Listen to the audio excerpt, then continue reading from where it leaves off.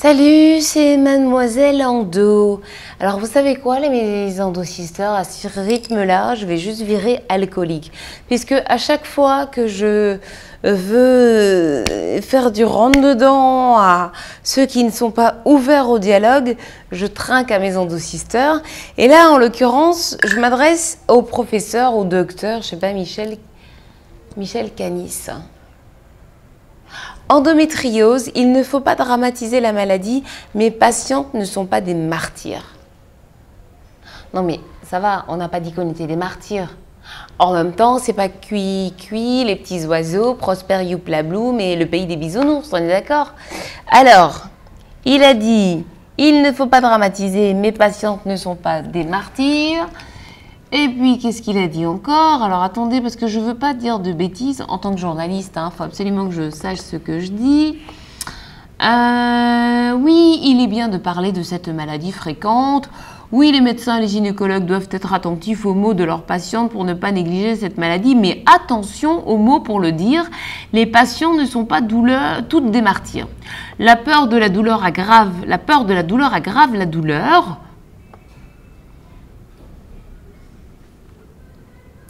Ces mots peuvent même affoler toutes celles chez qui on suspecte la maladie sans même confirmer le diagnostic de manière adaptée.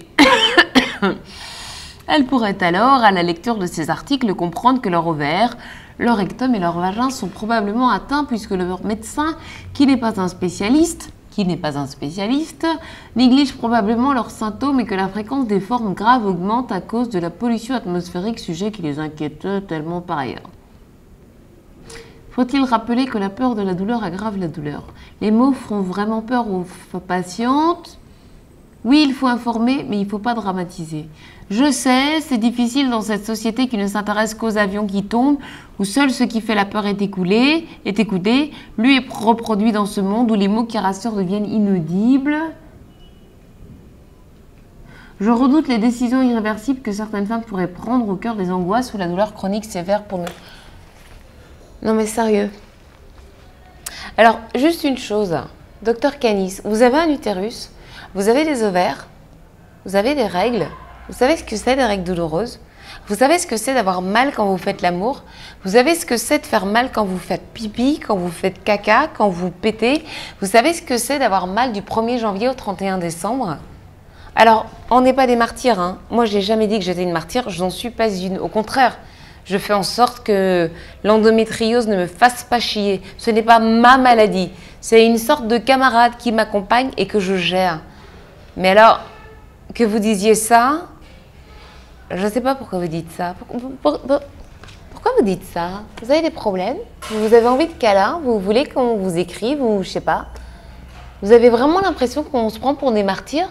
On ne se prend pas pour des martyrs, docteur Canis. On veut juste interpeller l'opinion, on veut juste appeler les gens, ok, à comprendre, les sensibiliser. On veut juste faire comprendre aux jeunes filles, aux jeunes femmes qu'avoir des règles douloureuses qui sont invalidantes, d'accord, qui ne sont pas améliorées avec un Ponstil ou un Doliprane, ça n'est pas normal.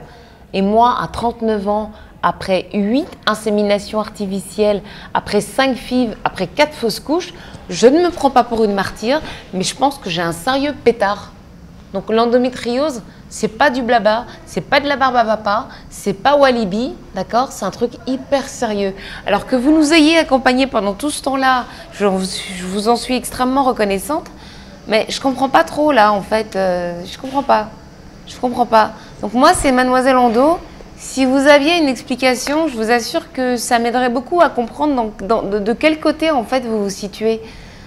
Alors effectivement, quand on n'a pas de règles douloureuses, on n'a pas d'utérus, on n'écarte pas les jambes pour que votre homme vous fasse l'amour et qu'après vous saignez, peut-être que c'est pas comprendre, mais que vous disiez qu'on n'est pas des martyrs, c'est genre, ouais l'endo ça va quoi, mais c'est un petit rhume.